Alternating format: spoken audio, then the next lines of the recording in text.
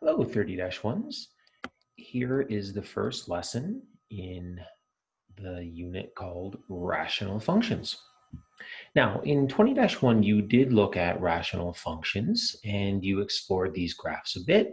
Really, all we do in grade 12 is just take those things that we learned in grade 11 and take them a little bit further. It's a short unit, only 3 lessons. So, what is a rational? Well, a rational number is simply just a fraction. So a rational function is essentially the same thing, just that it's a function divided by a function. The most important part of this is the fact that whatever is in our denominator, of course, well, that function can't equal 0. That's going to form some major parts of our functions as we're going through here. So let's explore. Let's go back and look at our base function from grade 11, 1 over x.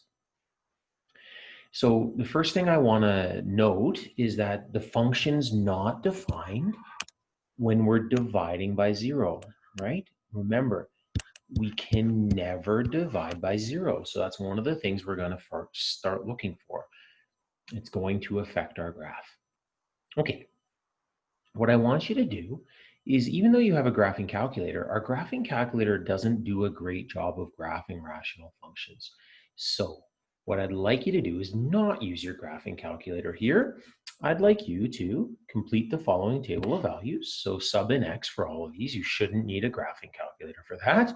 And complete the table, and then we'll draw the graph together in just a moment.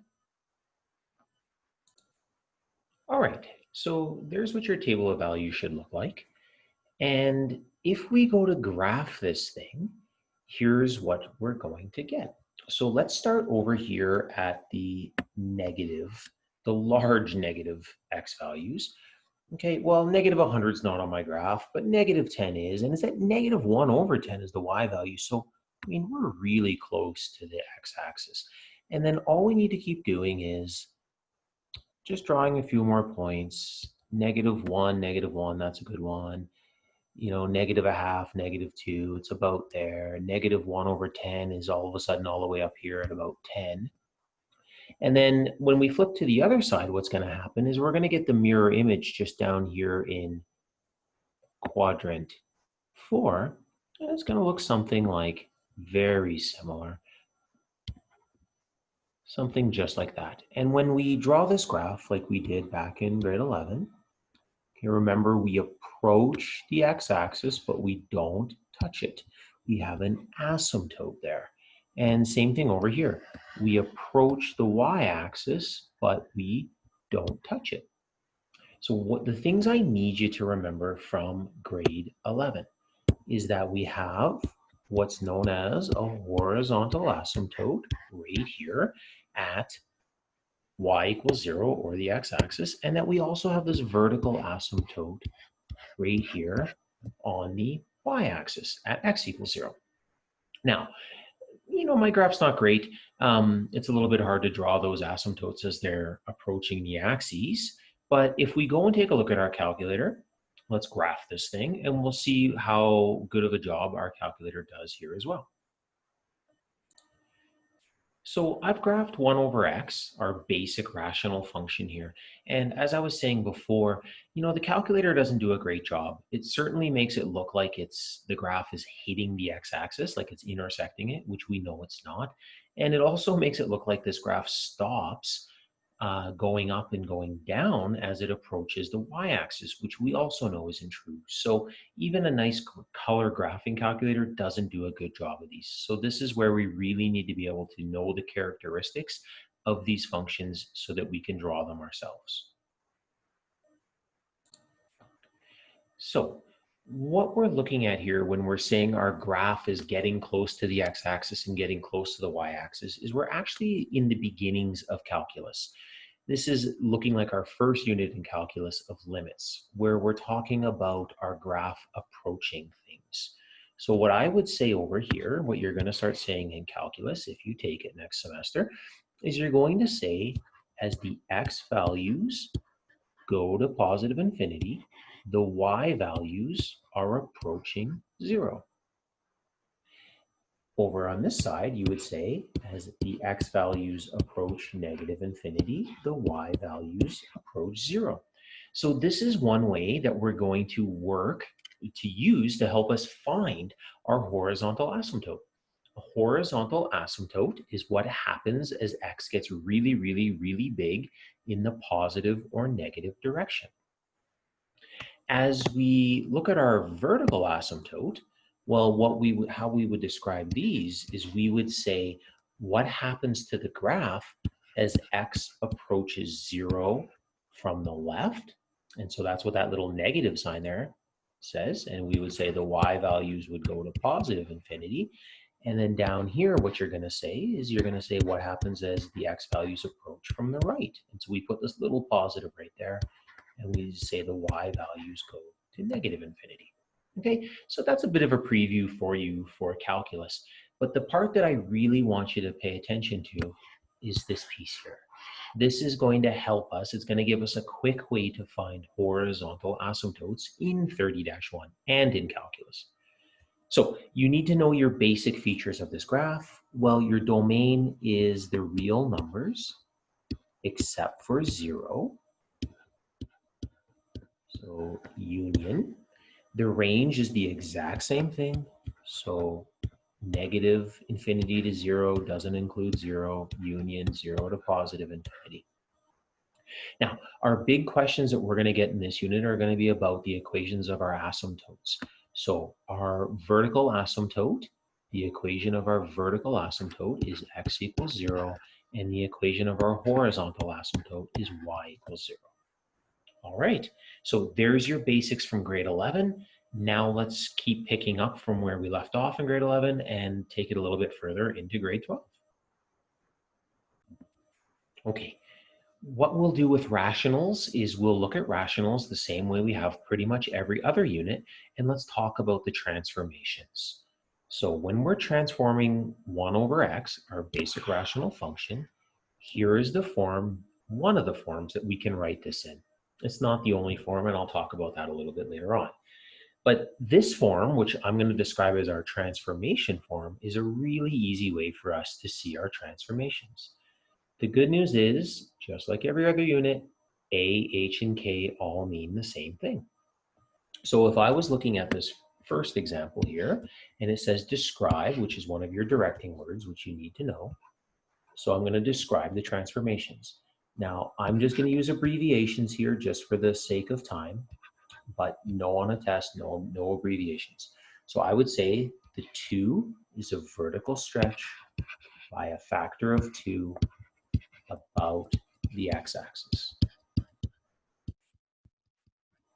I would say the negative 8 is a horizontal translation, 8 units right.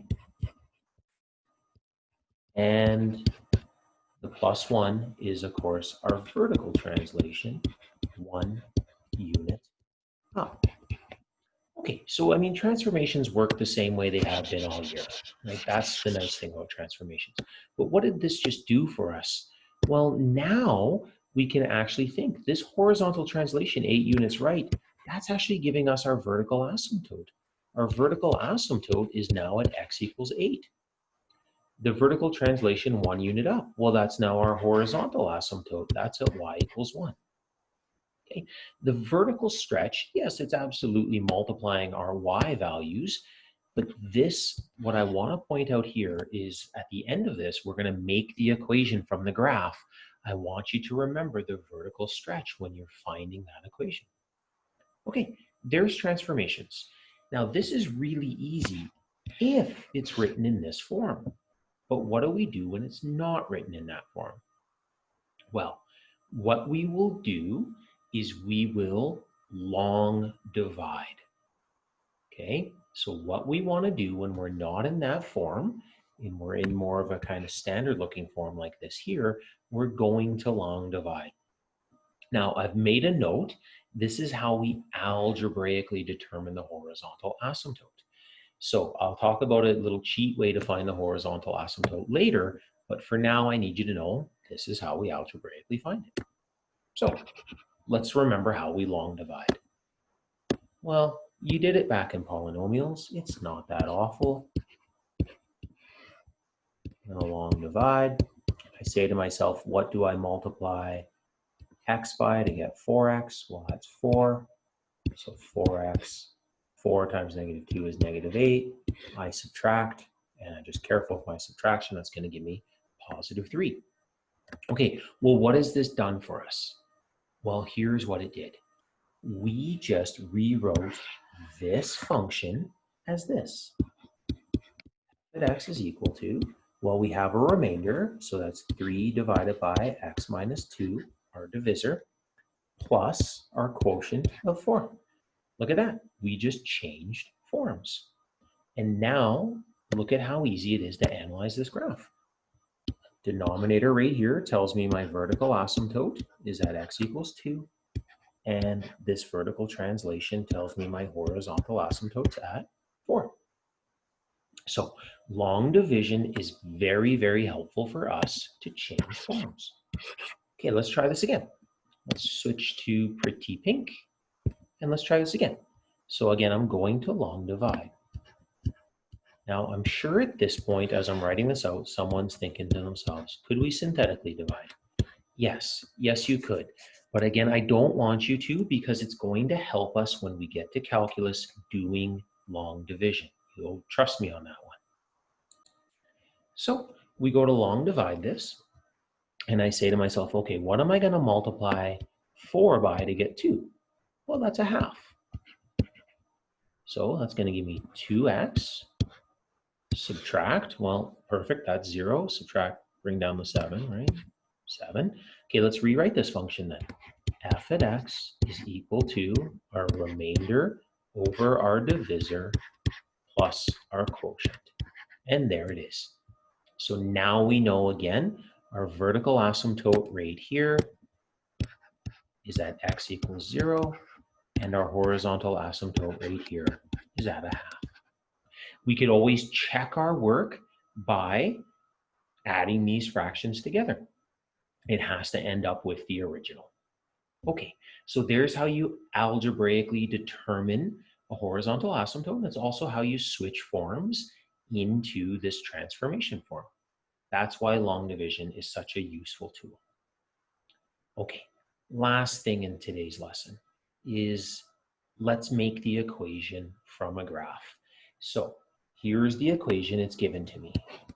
So they want this written in transformation form. So here's what I'm going to analyze. I'm going to say, okay, where's my vertical asymptote? Now, I was a bad teacher and I didn't draw that in for us, but it's actually right here. It's on the y-axis. So what that tells me is this graph hasn't been transformed horizontally. It hasn't been moved left or right. Okay, now let's look at the next one. It says, what's the vertical translation? Well, again, look at, there's that asymptote right there. It's on the x-axis, so this thing hasn't been moved up or down at all. So this is actually a really basic graph. So we really just have this. H is 0, K is 0. So now the thing I really want to point out here is, how do we find A? Let's not forget how to find A. Well, if I want A, that means I better sub in a point. And do you notice there's a nice point right there, a nice lattice point at negative 2, 2. So we sub that in and multiply both sides by negative 2. And there we go. And so again, for full marks, right, make sure you actually write the equation. Here it is. There's the equation of that. Now that was a little basic because the horizontal and vertical asymptote, well, they hadn't been transformed. So let's try another one here, and let's get a little bit trickier. All right, let's try one more. Now, this one definitely, I've drawn in the asymptotes for us, so we can see that this thing's absolutely been transformed horizontally, left and right. So let's write our form. A over x minus h plus k. So I'm going to leave my vertical stretch alone. Okay, this graph, the horizontal or the vertical asymptote's right here at negative 4. So that means this would be x plus 4. My horizontal asymptote's at positive 2. I'm going to write that as positive 2. And again, to find that a value, what I'm going to do is sub in a point. I'm going to sub in this point right here. So I'm going to sub in 2, 1 to help me find a. Just like that. So we sub it in. And again, all we just need to do here is just take our time. Let's try not to make a silly mistake. It happens, I see it. And so now what are we going to get?